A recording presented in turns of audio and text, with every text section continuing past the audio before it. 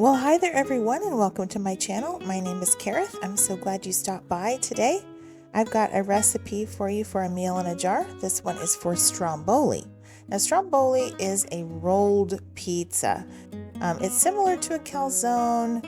Those are usually folded with those crimped edges. This one is a rolled one. I love the Stromboli at a local pizzeria, and I wanted to see if I could recreate it. And oh my word, y'all, this one turned out amazing.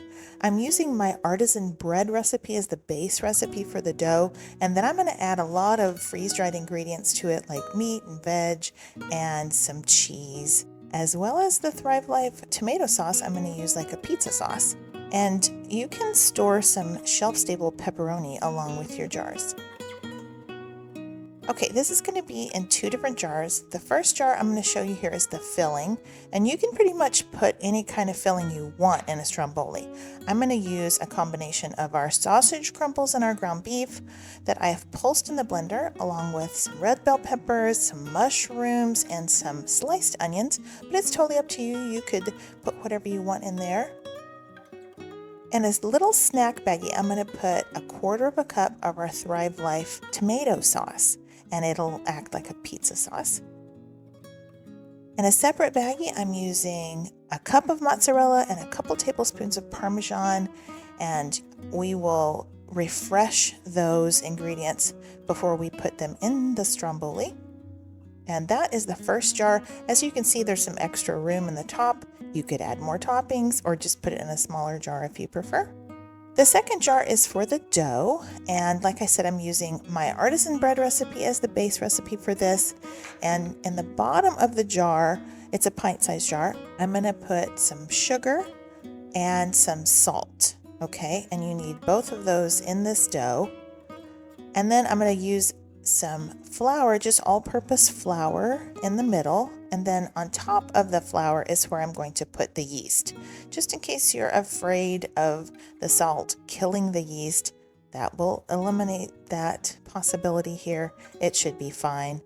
All you need now is a little oxygen absorber, and then that's all there is to this dough. You just add water and a little bit of olive oil when you make it. That's all there is to it. It's super easy, very good pizza dough, or Stromboli dough in this case. The idea here is try it once and you really like it, then you could assemble 3 or 4 of these jars at a time and then just keep them on your pantry shelf. So whenever you have a hankering for Stromboli, this is all you have to do.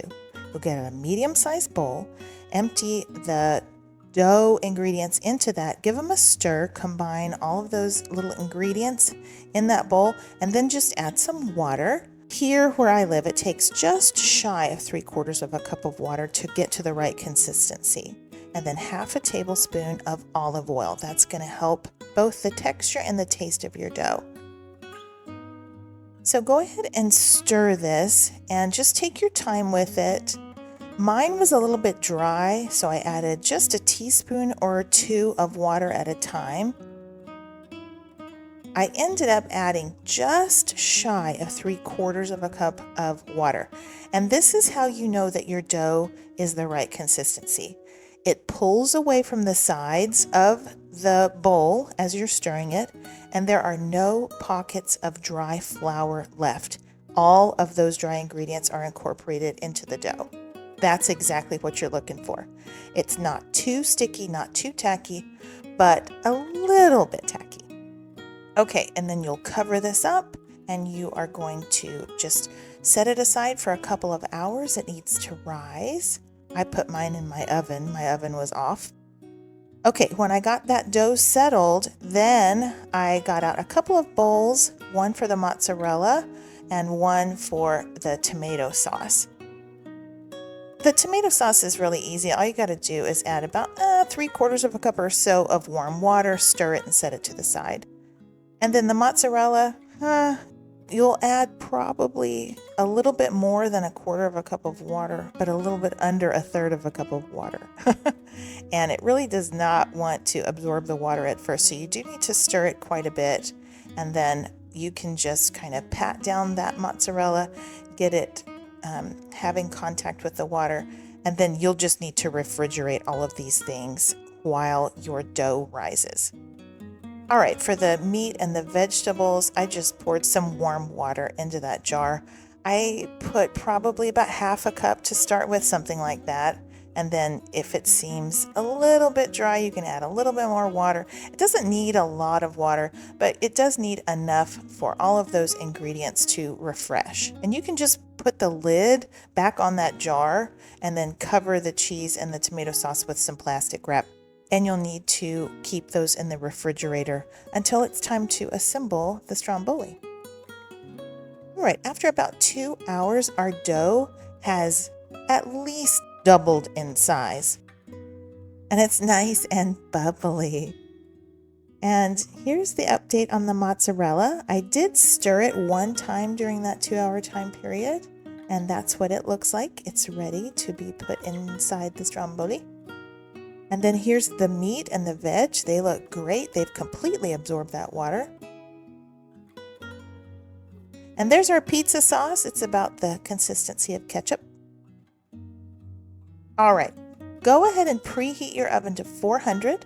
I went ahead and put my baking stone in there too.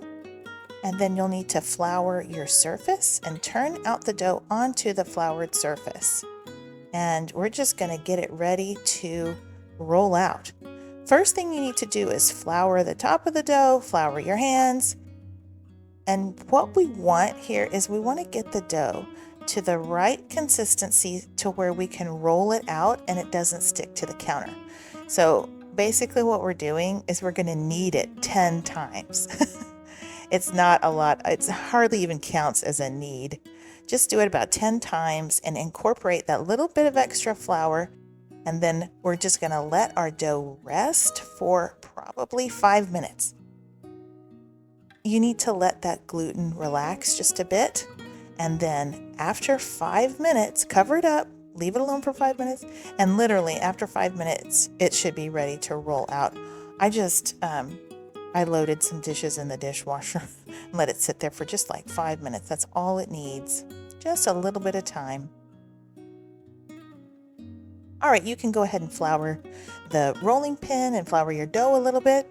And what we want to roll this out to is basically a big rectangle. And I'm going to suggest about 10 inches by 14 inches, about that size. So it's kind of a thin crust, if you will, but not too thin.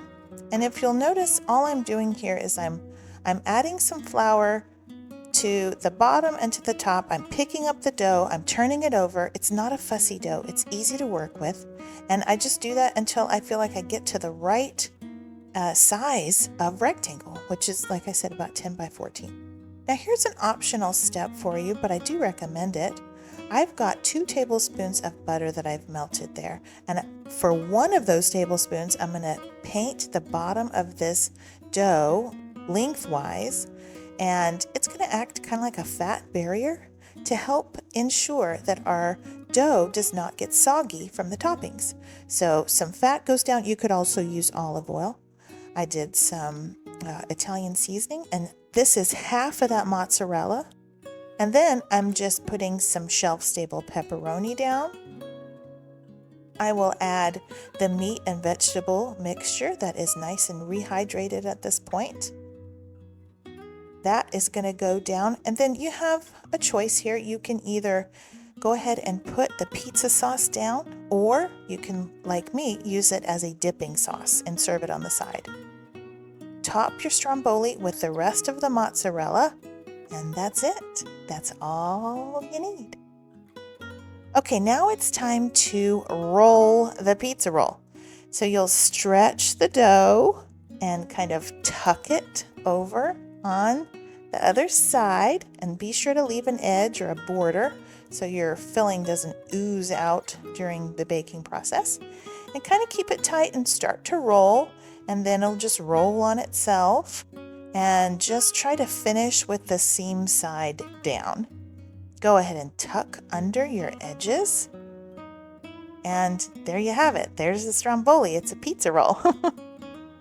And you can transfer that onto some parchment paper. We'll finish getting it ready to be put in the oven. which by the way is at 400 degrees now. All right, this is where you paint on the rest of that melted butter. So that's about a tablespoon of butter. And I like to top it with some Italian seasoning. You could put some Parmesan on there or some parsley or whatever it is you like. I like to cut some slits so it can vent a little bit during the baking process. But that is what you put into your 400-degree oven. And I baked mine for about 15 or 16 minutes. And this is what it looks like when it comes out of the oven. I mean, isn't that gorgeous? And y'all, my kitchen smelled like a pizzeria. It's just amazing. It just smells wonderful. And oh my goodness, look at the interior of the Stromboli. Oh, how about that? So that mozzarella is just ooey gooey and melted. The filling of the meats and the veg are just so nice. And that shelf-stable pepperoni just bakes up beautifully in there. You can go ahead and slice this up. And I sliced it into some very uneven slices because I didn't know what I was doing, but it doesn't matter because they all taste amazing. And I'm telling you what, y'all, this is as good, if not better, than that local pizza joint. It's incredible. Just look at that. There is our Stromboli. I just heated up that pizza sauce and put it in a little bowl and served it on the side. We got 3 good-sized servings out of this. All of us were full. We kind of fought over the little end. There's 2 ends, of course, when you slice this up. And we just kind of fought over it because it's so good. It's almost like eating a breadstick. It's so yummy. So these freeze-dried ingredients that we put in here, they are not boring. They are not bland. These freeze-dried ingredients can be turned into something spectacular if you just know how to cook with them and how they behave when you refresh them and when you cook them. And that's what I'm here for. I'm here to show you that you too can do incredible cooking if you just have a little bit of technique. Let's just take a look at that gorgeous crust. Just look at the interior. It's really soft in the middle. It's tender and the outside is nice and crusty. You can see the air bubbles there that baked into the crust. And I'm just so pleased with the way this turned out. I think y'all will be too. There's that little end I was telling you about. It doesn't have a lot of filling in it, but it doesn't matter because it's still just so delicious. All right, guys, thanks so much for watching. I appreciate you. I will include the full recipe in the description box below, as well as my shopping link. And I will also include my website. It is thefreezedriedfoodie.com, and that is where you can check out my new ebook. I have a cookbook that's out. I've got over 90 recipes in that cookbook for different meals in jars, and they're all so yummy. I've got everything from breakfast to soups to mains and breads and side dishes and desserts in there. So if you have freeze-dried food on your pantry shelf and you're not sure what all you can do with it other than maybe beef stew or something, which I love beef stew, but there's so many other things you can make, be sure to purchase my cookbook, and then I have over 90 ideas for you of how to use your freeze-dried and shelf-stable food. All right, guys, thank you so much for watching. God bless you. I hope you have a wonderful day. And until next time, y'all, take care and keep thriving.